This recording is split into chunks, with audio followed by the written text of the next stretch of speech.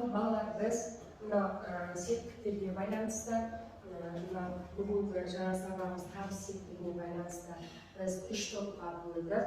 Атау септік тобы, ілік септік тобы және барыс септік тобы.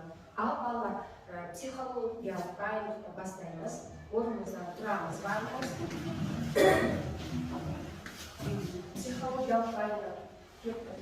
Жақсы оқы сабақты, әдеп сақтау салтымыз, сәлем берді сіздерге, басты иіп бәріміз, айналаға алғанайын жылулықты шашайық, сәлем беріңіздер, сабағымызды бастайық.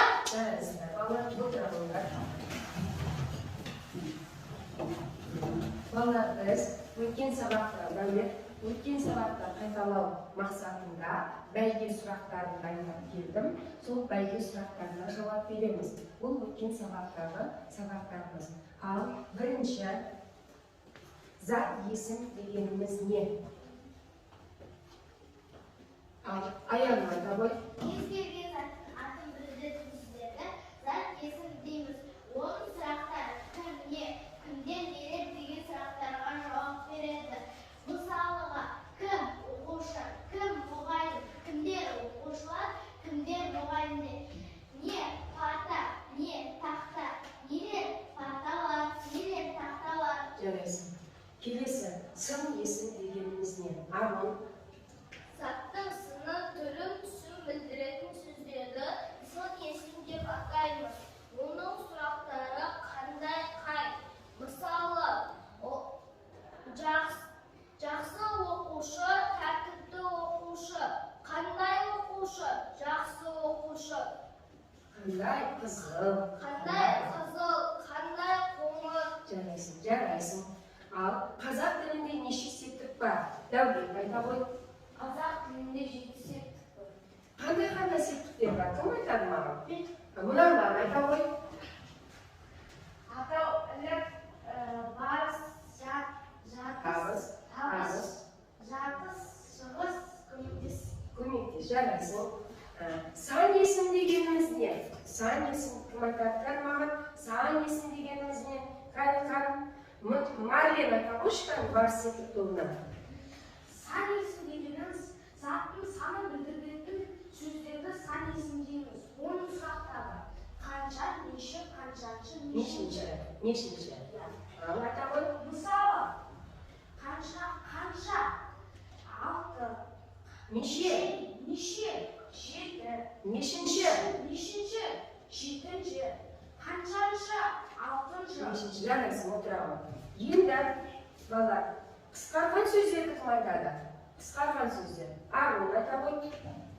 Көп сөздердің қысқартылып, айтылуы, жазылуы қысқарған сөздер деп атайды. Мысалы, қыры, БО-ТБ. Қыры дегеніміз қандай нені білдіреді? Қазақстан Республикасы. БОО дегеніміз біріккен ұлттар ұйымы. жарайсың. Қос сөздерді кім айтады? Қос сөздер. Қос сөздерді кім айтады? Қос сөздер. Анел айта ғой. Екі сөздің қайталауынан жасалған күрделі сөздерді қос сөздер деп атайды. Қос сөздің арасына дефис қойылады. Мысал, мая, әке, шеше, көре, құрал, сайман. Жарайсың. Біріккен сөзді кім айтады? Біріккен сөзді. Ал Қаусар айта ғой. Никита айтады, көп түбірден құралған сөздерді біріккен сөздер деп атайды. Мысалыға, алабұта, балқарағай, ақбөкен. Жарайсың.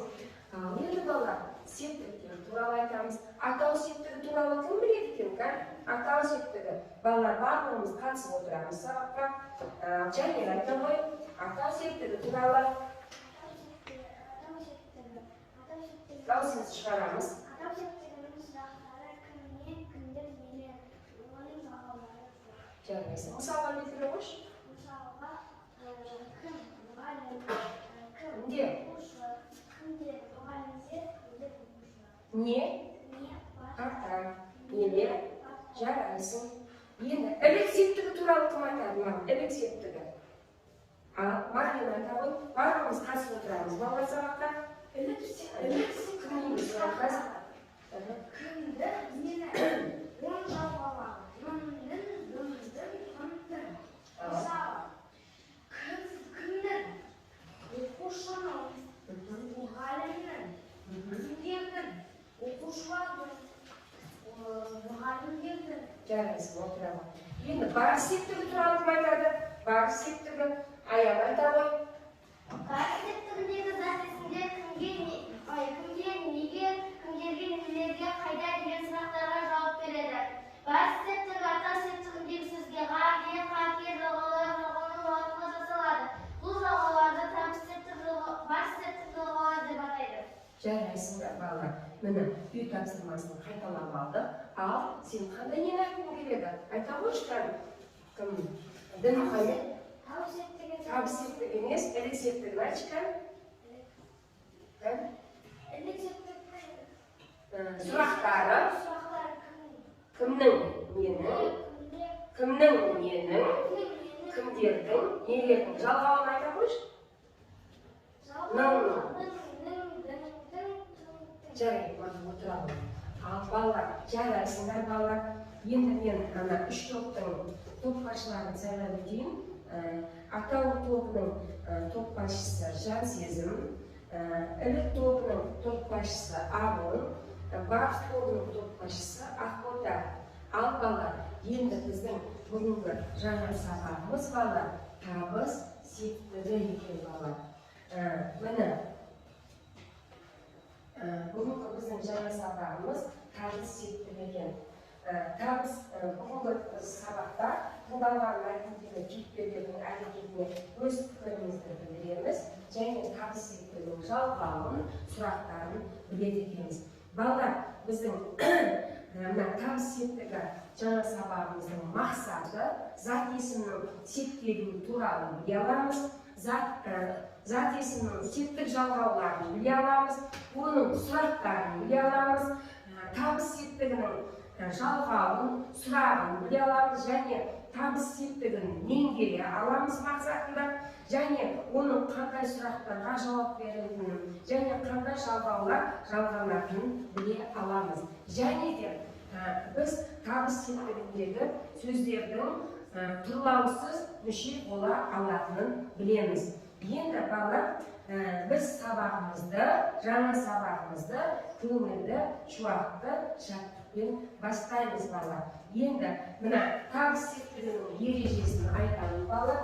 Табыс септігінің ережесі, табыс септігі зат есімдерге сұрақтары кімді, нені, кімдерді, нелерді деген сұрақтарға жауап бере отырып, және оның жалғаулары н, д, жалғаулары жалғанады.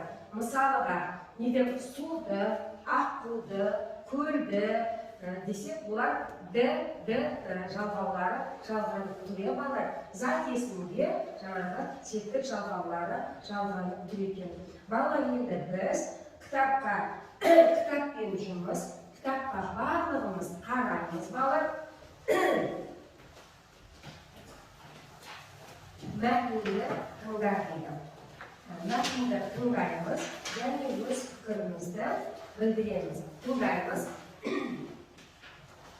51-ші жаттығу мәтінді тыңда. Таңертең ерте оянып, тысқа шықтым. Шығыс жақ қызыл шапақ шашып тұр. Сөкеммен өзімге қарай жүгірдім. Кеше кешкісін қармақ құрып кеткенбіз. Келсем жағада бір аққу қанатымен суды сабалап ұша алмай жүр. Қармақ аяғына ілініп қалыпты. Жалма-жан жекенді шешіп тастап, аққудың қасына малып жеттім. Аққуды суды сабалап сыңсыды, аузын ашып айбат шекті. Аяғынан ұстадым да қармақтан босаттым. Бір саңқ етті де арғы беттегі жасыл құрақтың ішінде қиқу салып, мұны тосып жүрген серігіне барып қосылды. Өзен жағасын әнге бөлеп, аққулар аспанға көтерілді. Бекен Тұрлиев, жазушы. балалар бұл жерде тыңдаған мәтін бойынша баланың әрекетіне өз пікіріңді білдір дейді. Ал балалар, біз осы тыңдаған мәтін бойынша осы баланың жаңағы жасаған қылығына, жасаған ісіне өз пікірімізді білдіре аламыз. Кәні кім білдіре алады екен? Бірінші топтан кім айтады, өз пікірін білдіре алады. Ал кім айта отыр? Мұхаммед, даусыңыз шығарып. Ол бала ақыл қамаққа ілініп қалған кезінде ақылға көмек берді. Дұрыс, көмек берді. Көмектесті. Ақыл атқа досыңды сатпа деген мақал соның арқасында шыққан. Болады, досыңды ақылды артпа, досыңды сатпа деген мақалға дейді. Артуға болады екен. Келесі, мына қатардан арман айта ғой. Ақыл өте әдемі, ақпақ түсті қос. Ол бала болса ақылға көмек қолын созып, оған көмектесті.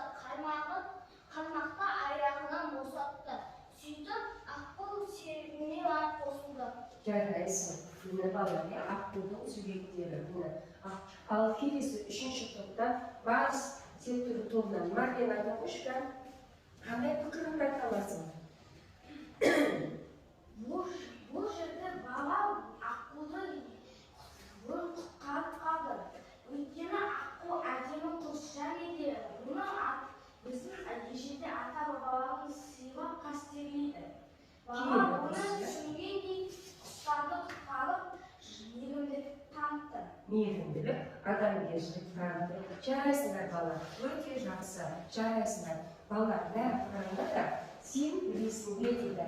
Аққулар өте ақылды құстар. Олардың есте сақтау қабілеті өте жақсы жұмыс істейді. Олар сол арқылы өздеріне жасалған мейірімділікті, адамгершілікті біле алады екен балалар. Енді балалар, біз өте жақсы жарайсыңдар. Аққулар туралы білдіре балалар. Енді біз дәптермен жұмыс, дәптерімізді ашып, бүгінгі күнді жазамыз балалар. Дәптерімізді ашыңдар.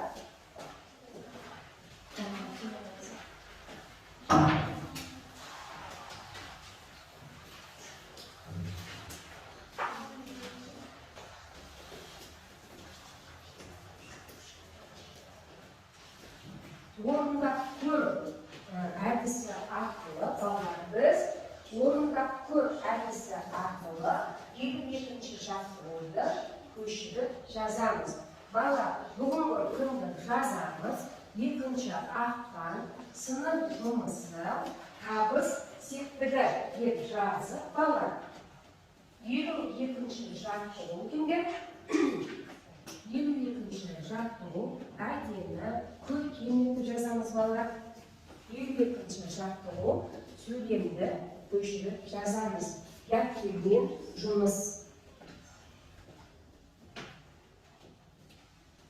Жұмыс.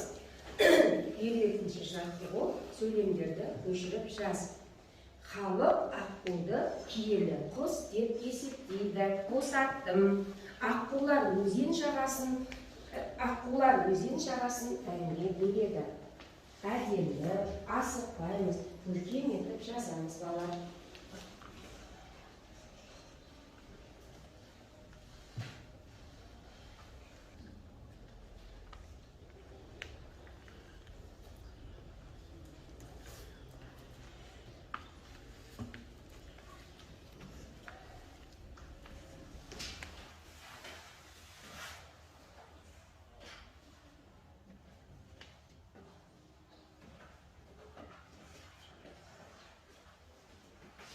Жазып қойғанымыз қаламыз ақпарат.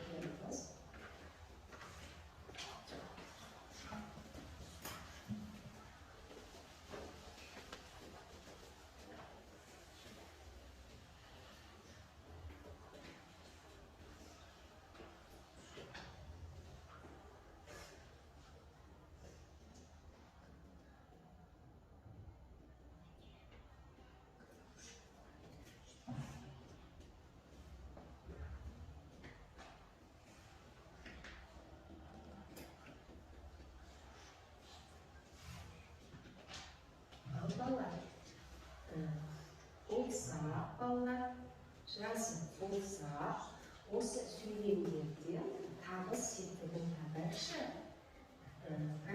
Табыс септігін табайықшы осы сөйлемдерде. Қолымызды көтеріп айтамыз.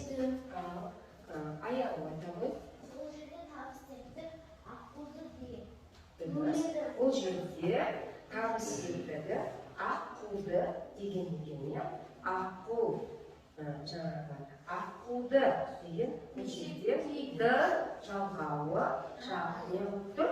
Жалғанып тұр. Толық айтып берші, жан сезім. Аққуды бұл табыс септігі балалар. Аққу затесінде д дыбысы не істеп тұр? Табыс септігінің жалғауы жалғанып тұр. Қандай сұраққа жауап береді? Аққуды нені деген сұраққа жауап береді екен, балалар. Ал балалар. Ал Дәулет айта ғой. Есептейді табыс септігіне жатады. Әнге бар септігіне жатады. Жарайды, мақұл отырады. Бұл жерде біз табыс септігін тапты жарайсың, Дәулет. Енді балалар, бұл жерде аққуды деген сөз екен балалар.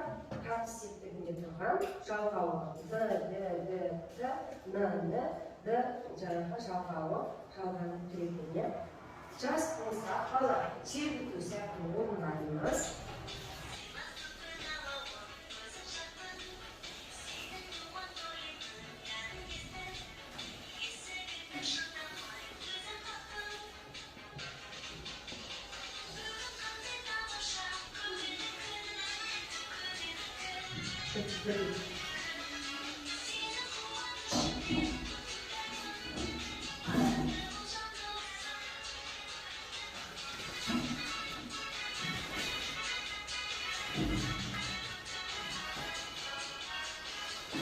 Сезім.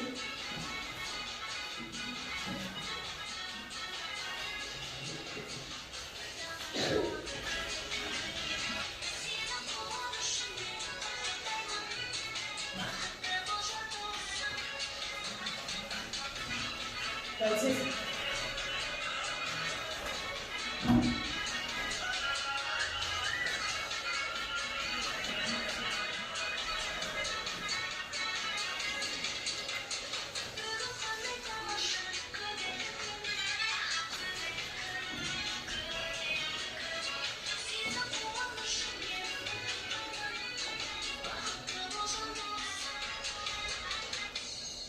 Жарайсыңдар.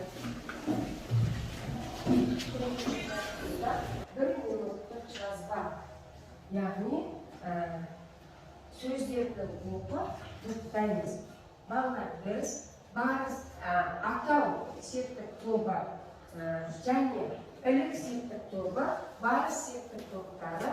Бірінші атау септік тобы осы сөздердің ішінен атау септік сөздерді табады, жазамыз. Параққа жазамыз. Параққа атау септігімен табыс септігін жазамыз. Мына жерде балалар әжеке, жанартау, эколог, күннің, найзағайдың, су, жерді, бақанды, даласын, атама, ұшқышты, осы сөздердің ішінен балалар атау тобы нестегі? Атау септігімен табыс септігін табады. Ал мына ілік септік, бұл топ ілік септігін табады. Осы топ сөздердің ішінен ілік сөзін табады. Ал барыс септік тобы осы сөздерді оқып, осының ішінен барыс септік сөздерін табады. Ал кеттік, бастаймыз.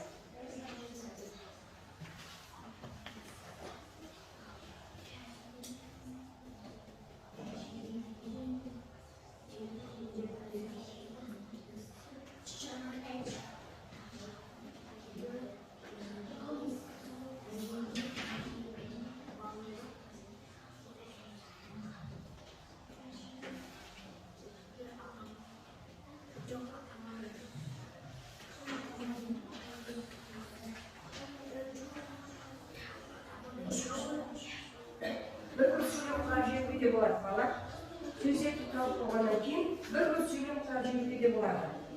Bir сөзге сөйлем құрап жүруге болады.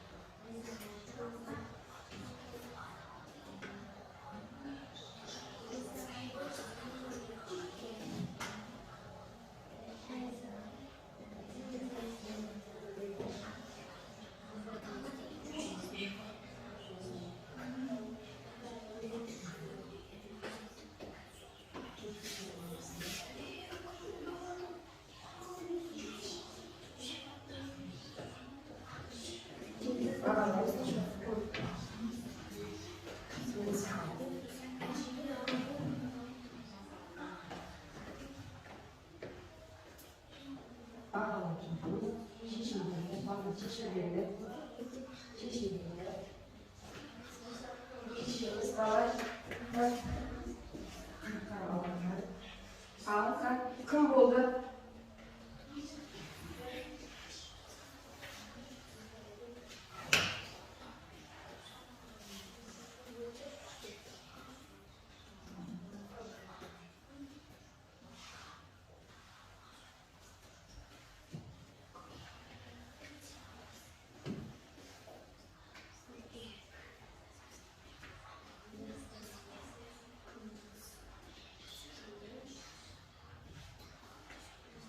Olganlar, mesleğine ulaşıyor. Olganlar, orman yok. Olgan yok, çıkar. Olgan yok. Sen kim oldu? Ulaşıyorsunuz. Olgan yok. Olgan yok. Yetmedi. Olgan üçüncü. Olgan. Siz bulasınız. Oldu. Olgan.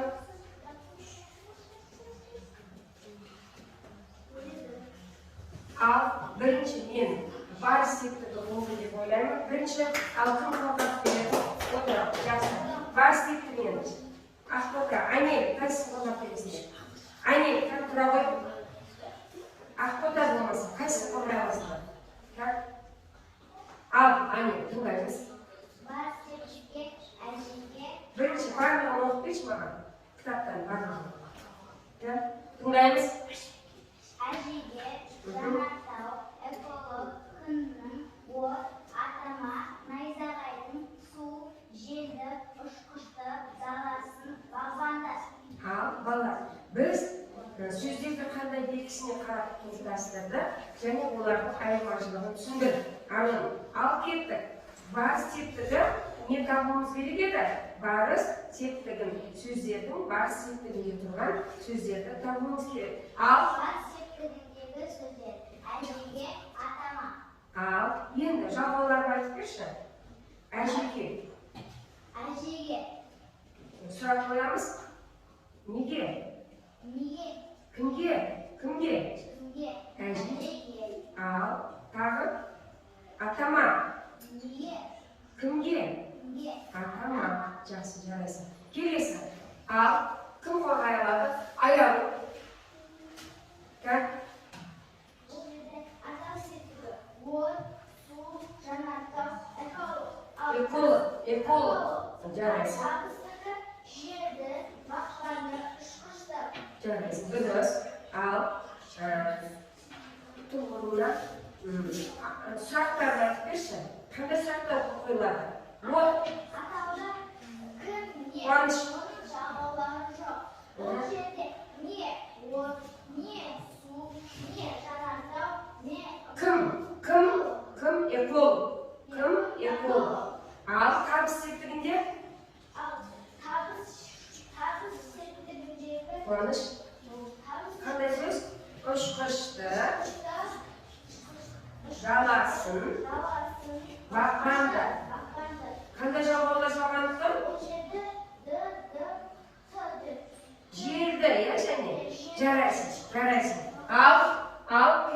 элек септикті арон кән тыңдаймыз. Тыңдаймыз. Бұл жерде найзағайдың күннің. Иә. Элек септігі найзағайдың күннің. Ал Оның сұрақтары кімнің нені, кімдердің нелердің, жалғауларының, дыңдың, соңтың. Жарайсыз. Ал қандай сөйлем құрады? Жақта найзағайдың қуаты өте күшті. Күннің жарығын адамдар жақсы көреді. Жарайсың. Өте жақсы. Қандай әдемі сөйлем құрады, не балалар? Енді бұл жерде балалар біз топтадық, иә? Атау септігін, біздің бүгінгі жаңа сабағымыз табыс септігіндегі сөздер үш күшті, даласын, бағланды, жерді болса, ілік септігінде найзағайдың, күннің, барыс септігінде әжеге, әжене атама деген сөздер болса, кім аяна? Енді балалар біз 54-ші жаттығуды былай кетті. Берілген сөздерге табыс септік жалғауын қосып, сөйлем құрап жаз дейді. Менде бұл топтық жұмыс балалар. Дәулет, бұл балалар топтық жұмыс. Ал кеттік. 54-ші жаттығуға барлығымыз қараймыз. Аяна былай кетті. Берілген сөздерге табыс септік жалғауын қосып, сөйлем құрап жаз. Кім шығады тақтаға? Дәптермен жұмыс. Кім шығады? Кім шығады? Кел, жансызым, кел. Сендер жазыңдар.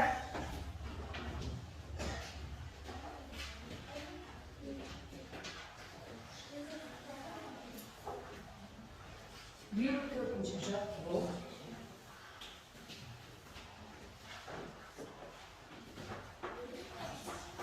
Дәптермен жұмыс.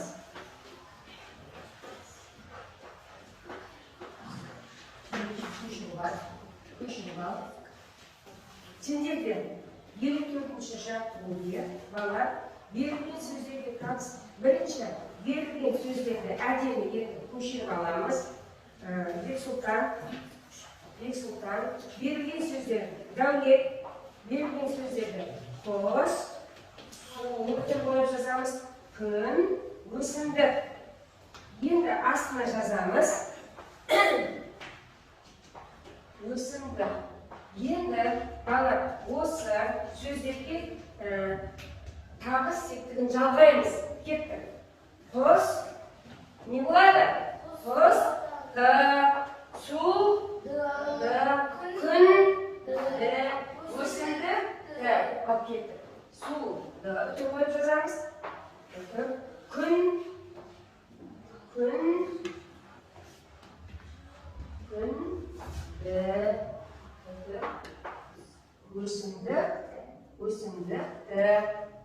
өсімдік.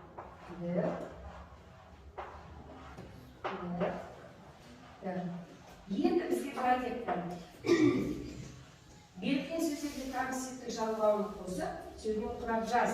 Енді сөйлем құраймыз. Ал қандай сөйлем құрасақ болады балалар?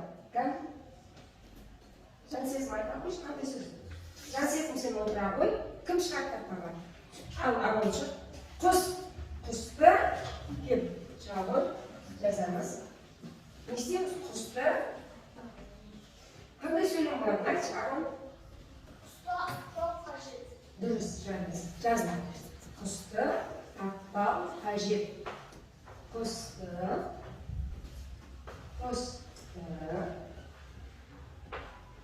атпау. Және балалар, табыс септігіндегі сөздердің қай сөздермен байланысып тұрғанын айт дейді бізге. Ал жаңа біз айтып өттік та балалар, иә? Табыс септігі тұрлау сөз мүшелерімен байланысады. Тұрлау сөз мүшелері екінші кім шығады? Ал Дәулет шыға ғой.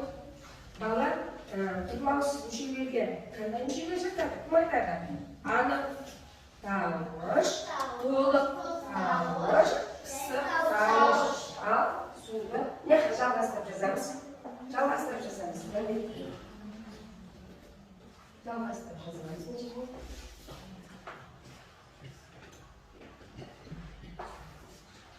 Жазайық.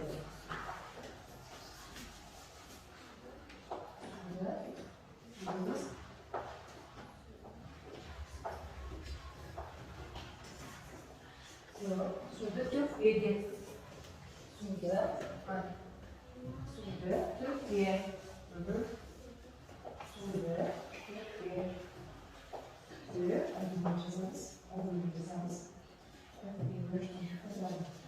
Келесі күн туралы кім жазады? Күн. Күн. Арбадан басқа аяғы не дейміз? Как? Және кім айтады? Күн туралы. Әне, басқа қыздар ел қатыспай отырмыз. Ақбота. Жауса күнді әне кеп. Не істейміз?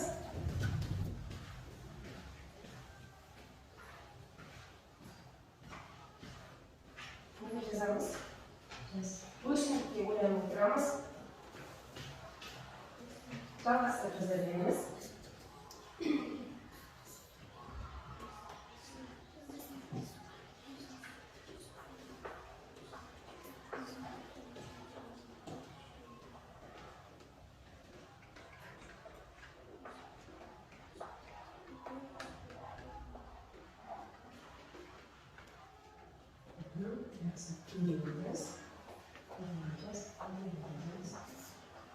Жазған басын дейді бала. Ол бізге не беріп тұрады? Ол бізге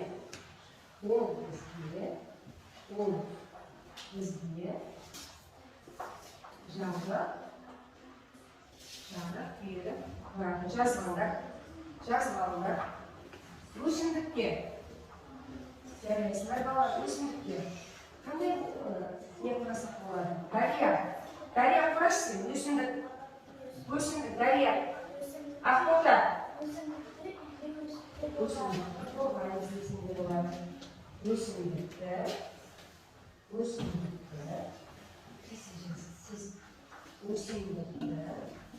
қорғаймыз. Жазғандар бала, жазғандар. Балалар болды. Мынау құсты, жаңағы күнді, өсімдікті, суды сөздері, бұлар тұрлаусыз мүшемен байланысы тұр екен. Балалар, тұрлаусыз мүшелермен байланысы тұр екен. Тұрлаусыз мүшелерге анықтауыш, толықтауыш, пысықтауыш жатады екен. Жатады екен. Жақсы, отыра қой.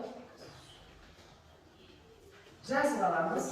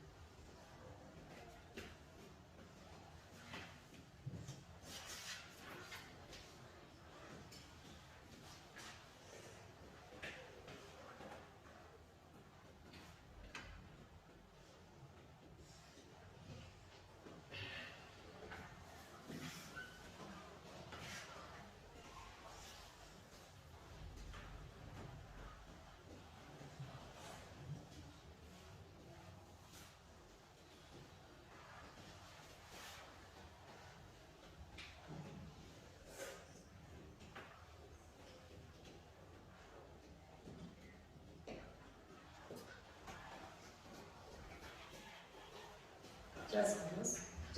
Болғанда қалам сақтырып қойсын. Болғанда қалам сақтырып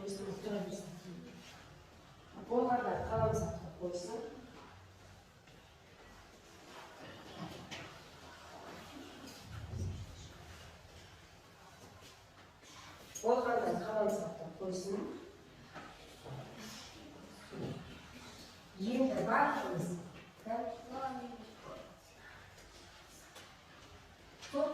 Болды қоя балалар.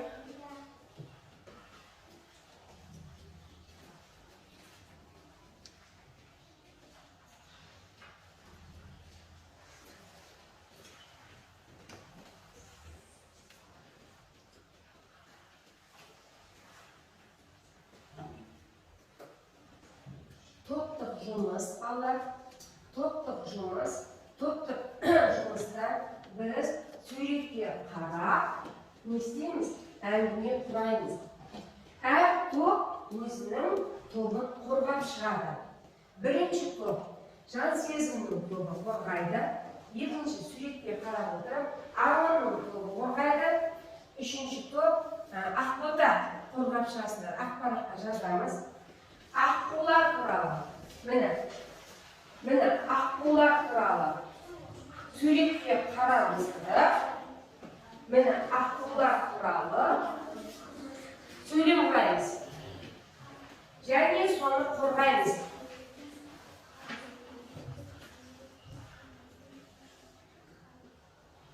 Сөйлем құраймыз. Суретке қарап жүріп, сол сөйлемнің ішіне біздің екі сөйлем құраймыз.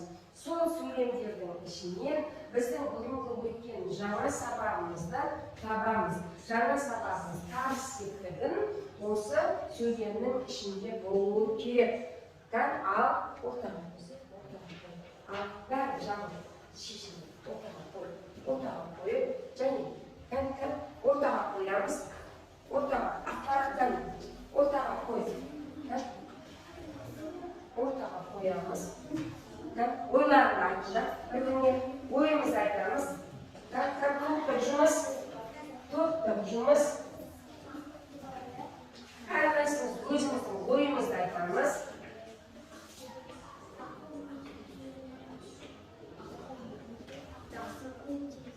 Мақал мәтелдер қосуға болады ішіне.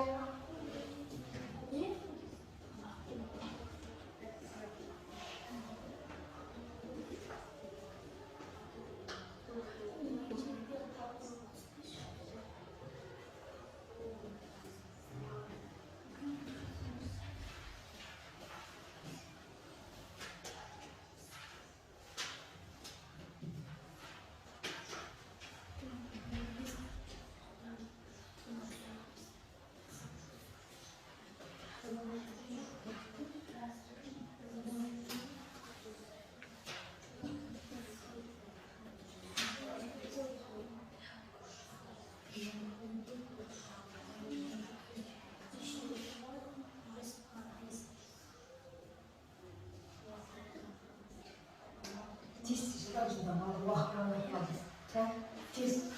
Бір минут. Кім дайын? Қайсы топ дайын? Суретке бір. Ал, қол шапалақтаймыз. Ал, алын бастаймыз. Тыңдаймыз. Тұрады. Ал, талдап бер маған. Бұның ішінде табыс септігі бар ма?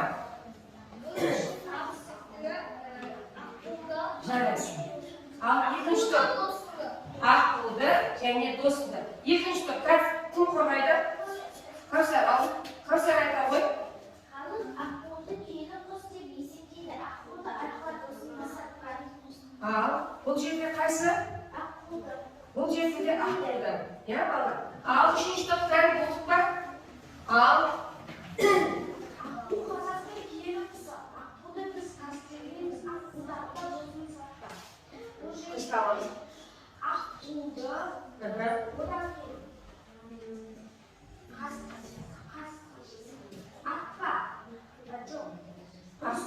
досыңды, иә? Аққуды және досыңды деген сөздер қандай сөздер екен? Табыс септігі екен. Жарайсыңдар. Ал енді маған жат сезім. Осы біз өткен сабақ табыс септігін кім айтып береді? Ережесін. Табыс септігін ережесін. Ақбота.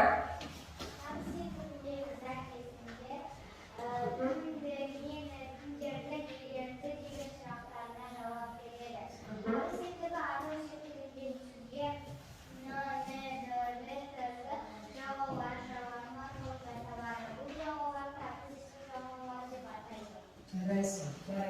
Кім айтады? Ал, кім? Бексұлтан? Тыңдаймыз.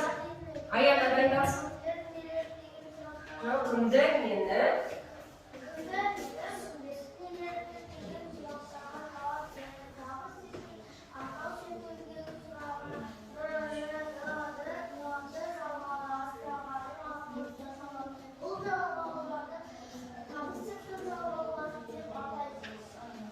Жарайсың. Кім айтады?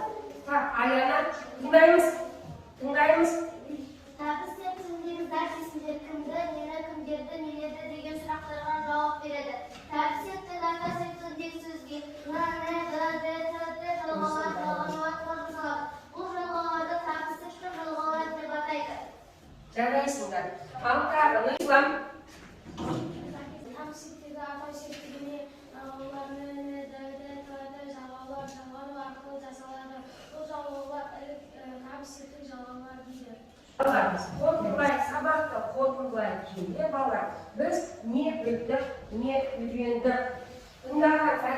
кейіпкерлердің әрекетіне өз пікірімізді білдіре алды және табыс тетігінің жалғауын, сұрақтарын біле алдық.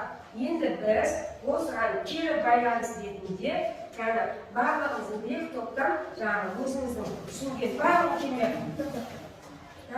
кері байланыс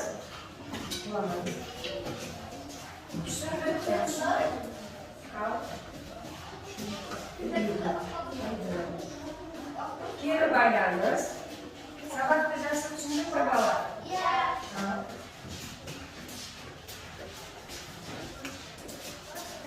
Қалай отыра береміз? Тез отыра қал.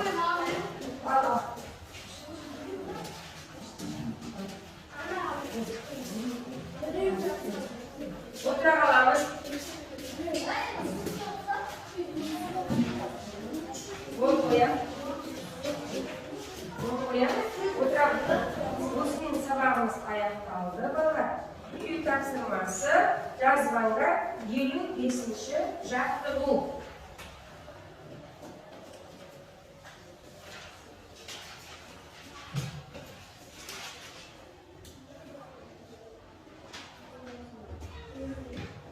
Елу бесінші жаттығу, 28-ші бет. Балалар, біз бүгін табыс секторын білдік, балалар.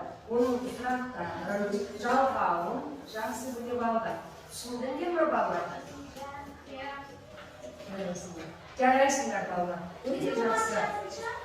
55-ші жаттығу.